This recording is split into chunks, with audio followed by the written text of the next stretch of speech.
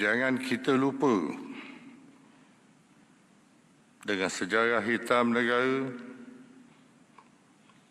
peristiwa rusuhan kaum pada 13 Mei 1969 yang tercetus apabila ada pihak yang bertindak keterlaluan, menghina orang lain dan hilang rasa hormat kepada bangsa dan ketuanan negara ini.